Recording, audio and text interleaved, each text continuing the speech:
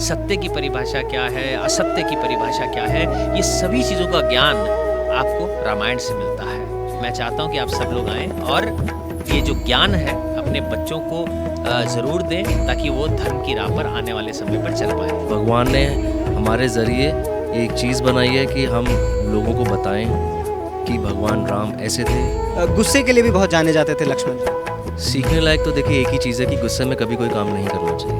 भ्राताश्री, आपका क्या कहना है, क्या हम चलें? तो भ्राताश्री बोलते हैं बिल्कुल लक्ष्मण।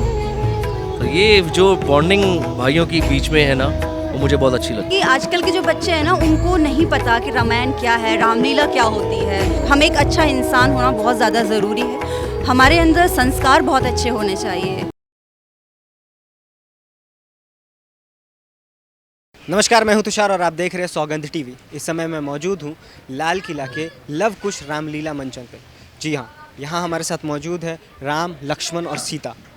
इनसे हम बातचीत करेंगे और जानेंगे कि ये जो किरदार है कितना अहम है और आज के समय में इसकी कितनी ज़रूरत है। चलिए बातचीत करते हैं। Hello sir.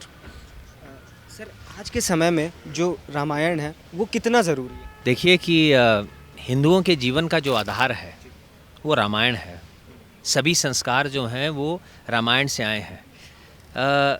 मुझे ऐसा लगता है कि जो आज की स्थिति है, जितना ज़रूरी सांस लेना है उतना ही ज़रूरी संस्कारों को जानना है। रामलीला से या रामायण से आपको बहुत सारी चीज़ें पता चलती हैं, बहुत सारे रिश्ते नातों का ज्ञान होता है, भाई भाई के प्यार का, पिता पुत्र के प्यार का, पति पत्नी के प्यार का, एक भक्त और स्वामी के रिश्ते का, इतने सारे रिश्ते यहाँ पर आते हैं। और साथ ही साथ धर्म और अधर्म की सही परिभाषा क्या है, सत्य की परिभाषा क्या है, असत्य की परिभाषा क्या है, ये सभी चीज़ों का ज्ञान आपको रामायण से मिलता है। और मैं समझता हूँ सभी लोगों को अपने बच्चों के साथ, बड़ों के साथ रामलीला देखने आना चाहिए। और लव कुश रामलीला जो है काफ़ी सालों से चलती आ रही है और भारत की सबसे बड़ी रामलीला है।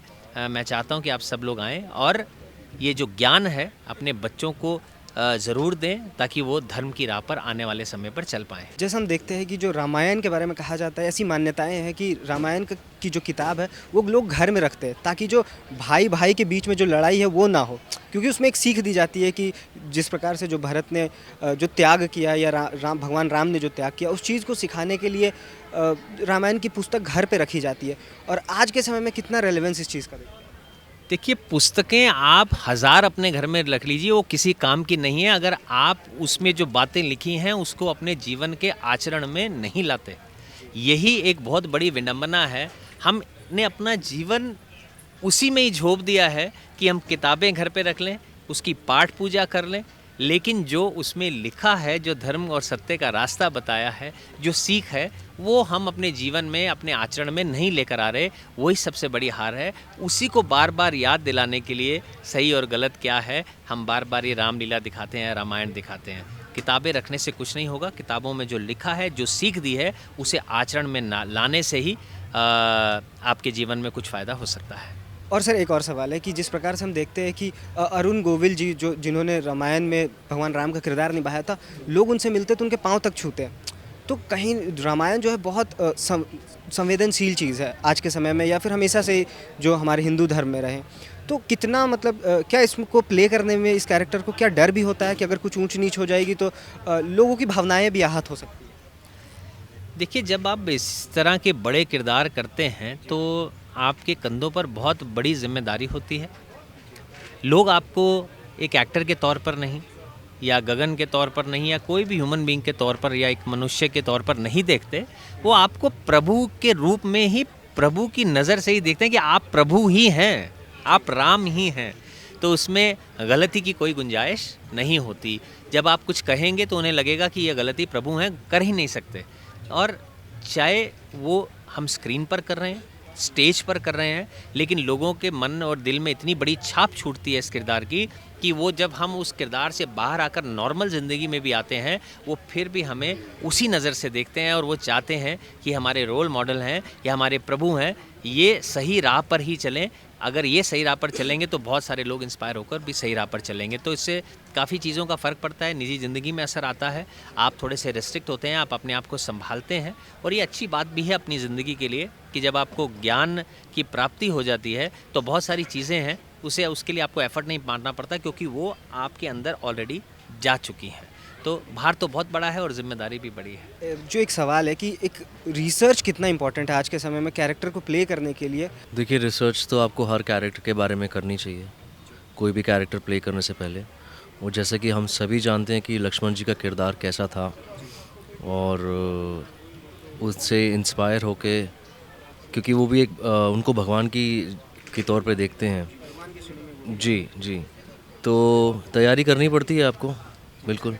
सर एक और सवाल है कि जैसे हम देखते आए हैं कि जो पुरानी जैसे रामायण है, महाभारत है, इसको लेके एक धारणाएं हैं कि अगर भगवान राम है तो वो ऐसे दिखने चाहिए, लक्ष्मण जी है तो ऐसे दिखने चाहिए, माता सीता है तो ऐसे ही दिखने चाहिए। तो कलाकार के तौर पे कितना नया कर पाते हैं, क्योंकि एक सेट में आपको पहले से डाल दिया जाता है। पहली बात तो ये हम चूज़ नहीं करते कि हमें क्या प्ले करना है, ठीक है। और जब आपको चूज़ किया जाता है तो आई थिंक वो ऊपर वाले की एक ब्लेसिंग्स होती हैं कि ये राम के रूप में अच्छे लगेंगे, ये लक्ष्मण के रूप में अच्छे लगेंगे, ये सीता के रूप में अच्छे लगेंगे। तो ये हम नहीं डिसाइड कर सकते। आई थिंक भगवान ने हमारे ज़रिए ये एक चीज़ बनाई है कि हम लोगों को बताएं कि भगवान राम ऐसे थे, लक्ष्मण जो उनके भाई थे वो ऐसे थे, और सीता माँ ऐसी थी। और सर अगर लक्ष्मण का किरदार छोड़ के अगर आपको कोई और जो किरदार है, अगर सबसे इंटरेस्टिंग कौन लगता है अगर पूरे रामायण में देखा जाए? देखिए, अगर सारे रामायण में सबका एक अपना अपना किरदार है, लेकिन हाँ, आपको पर्सनली कौन लगता है? अगर कोई भी देखेगा वो लुकअप करेगा कि भगवान राम जी ने जो की हैं चीज़ें, उसको लुकअप करते हैं लोग।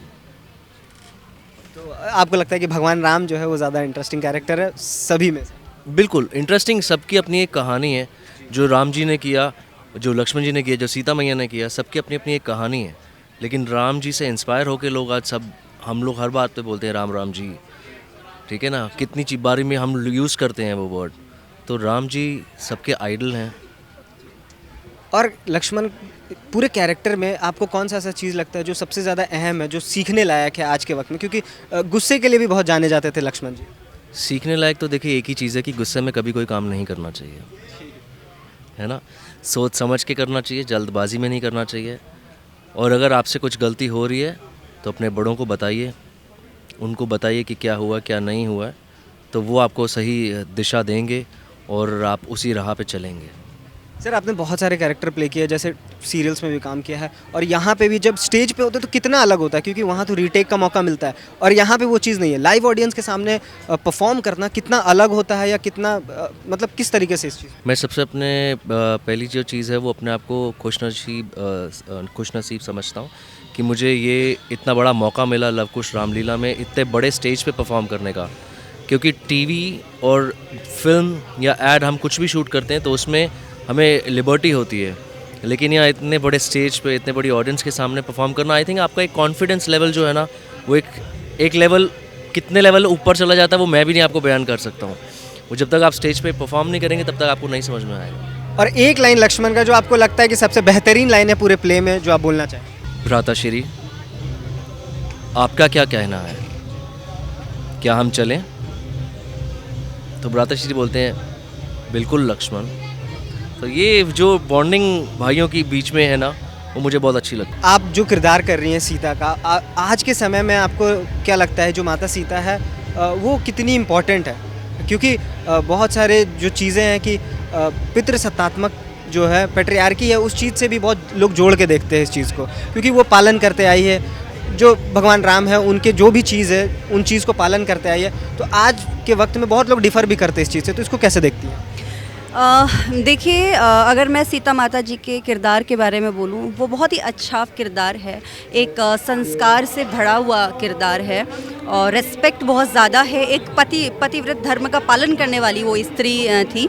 तो मुझे ऐसा लगता है कि भाई कोई भी लेडी है, कोई भी स्त्री है, कोई भी है, ये एक अच्छा गुण है, संस्कार होना बहुत अच्छी बात है। तो मुझे ऐसा लगता है कि हर लड़की में, हर औरत में अच्छे संस्कार होना चाहिए, रेस्पेक्ट करनी आनी चाहिए, धर्म को, हमारा जो एक धर्म है बहुत सुंदर धर्म है, उसको निभाना आना चाहिए। तो ये बहुत अच्छी बात है।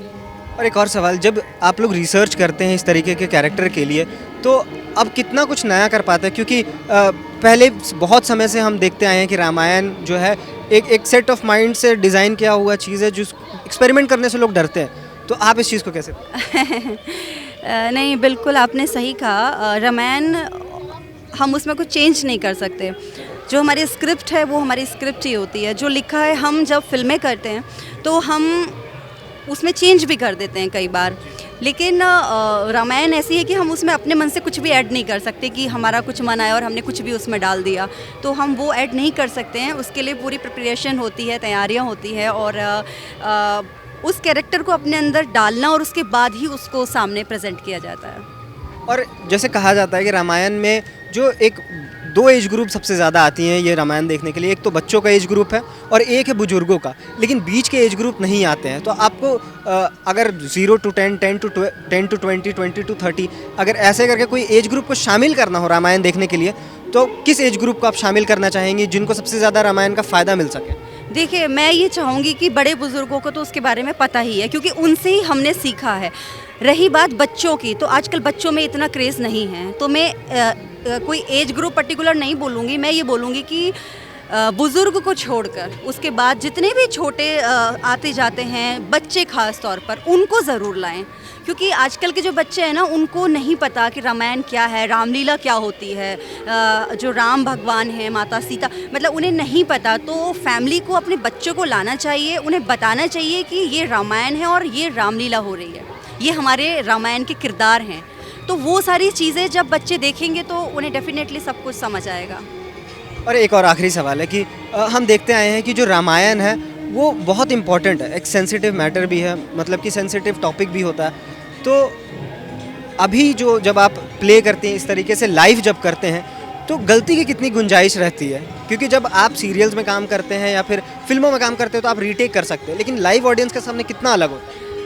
देखिए, बहुत ज़्यादा, मतलब मैं ये बोलूँगी कि जब मैं फ़िल्में करती हूँ तो अंतर इतना है कि फ़िल्मों में आप टेक ले सकते हैं। अगर मुझे अच्छा नहीं लग रहा है तो मैं बोल सकती हूँ कि एक टेक और करेंगे, लेकिन जब आप स्टेज करते हैं तो वहाँ पे कोई गुंजाइश नहीं होती है। जो आप एक बार बोल देते हैं वही आपका लास्ट होता है। तो उसके लिए आपको पूरे डायलॉग्स प्रॉपर पता होने चाहिए कि आपको क्या बोलना है और किसके बाद बोलना है, वो आपको पता होना चाहिए। तो बस वही अंतर है कि वहाँ पे टेक आप ले सकते हैं, यहाँ पे कोई टेक नहीं होता। यहाँ पे फर्स्ट एंड लास्ट एक ही बार होता है। और ये भी कहा जाता है कि जो रामायण है वो इतनी ज़्यादा भव्य और लोग इतना मानते हैं कि अगर जो अरुण गोविल जी ने जब किरदार किया था तो उनको लोग भगवान की तरह पूजने लगते हैं। तो कहीं ना कहीं एक पॉपुलैरिटी तो हासिल होती है रामायण से, लेकिन क्या एक डर होता है एक आर्टिस्ट के तौर पे कि कल को अगर इस रोल में अगर पॉपुलैरिटी मिल गई तो इसी फ्रेम में काम करना पड़ेगा और इसी किरदार को ऐसे ही रोल में फिर करना पड़ेगा, इस चीज़ का डर भी होता है? देखिए, कहते हैं ऐसा, मैंने भी सुना है, लेकिन मैं इस चीज़ से इतना डरती नहीं हूँ। तो मैं फ़िल्में भी करती हूँ, मैं सॉन्ग्स भी करती हूँ, जैसा कि बहुत सारी हरियाणवी फ़िल्में मेरी हैं और गाने हैं, और रामलीला भी मैं लव कुश पहली बार कर रही हूँ, वैसे दूसरी बार मैं रामलीला कर रही हूँ। तो मुझे अपने लिए कुछ ऐसा नहीं लगता। मुझे ऐसा लगता है कि मैं एक आर्टिस्ट हूँ और एक आर्टिस्ट को हर तरह के किरदार निभाने चाहिए। तो मैं खुश हूँ। और एक लाइन जो पूरे प्ले में जो आपके लिए लिखी गई है, और सबसे बेहतरीन लाइन आपको कौन सी लगती है जो आपके भी करीब है? देखिए, मेरा जो किरदार है सीता माता का, मुझे वो पूरा ही किरदार अच्छा लगता है। हाँ, मुझे वो अच्छा। ऐसी लाइन जो आपको बहुत अच्छी लगती है जो आप बताना चाहें? पर्टिकुलर लाइन क्या बताऊँ, हर जगह पे लाइंस चेंज हो जाती हैं। अभी कुछ और लाइन है, जब हम वन में चले जाएंगे तो कुछ और लाइंस होंगे। तो थोड़ा सा वो जो उनकी ज़िंदगी है वो बहुत टिपिकल रही, वो चीज़ थोड़ा सा लगती है कि इतना टिपिकल उन्होंने सहा होगा, वनों में रहना और वो सारी चीज़ें। तो महिलाओं के लिए आदर्श मानी जाती है माता सीता। महिलाओं के लिए अगर आप कुछ कहना चाहें, क्योंकि कैरेक्टर रिसर्च तो आपने किया ही होगा, तो उसमें ऐसा क्या खास देखा जो आज की महिलाओं को आप बताना चाहेंगे? मैं सबसे यही कहना चाहूँगी कि सबसे पहले तो हमारे अंदर, हम एक अच्छा इंसान होना बहुत ज़्यादा ज़रूरी है। हमारे अंदर संस्कार बहुत अच्छे होने चाहिए।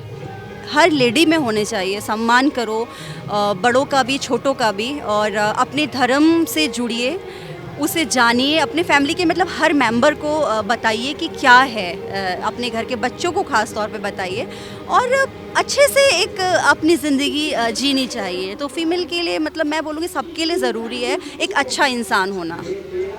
मतलब अच्छा इंसान और धार्मिक होना। हाँ हाँ, ज़रूरी है। तो ये थी हमारी पूरी बातचीत राम, सीता और लक्ष्मण, तीनों किरदार से हमने आपको मिलवाया, और तीनों ने जो अहमियतें, हमारे कई सवाल थे उनके भी उन्होंने जवाब दिए और सब कुछ बताया। और सारे जो कलाकार हैं लव कुश रामलीला में यहाँ मुंबई से आए हैं, और जो इनके कॉस्ट्यूम्स भी ऐसा कहा जा रहा है कि ये मुंबई से ही आए हैं।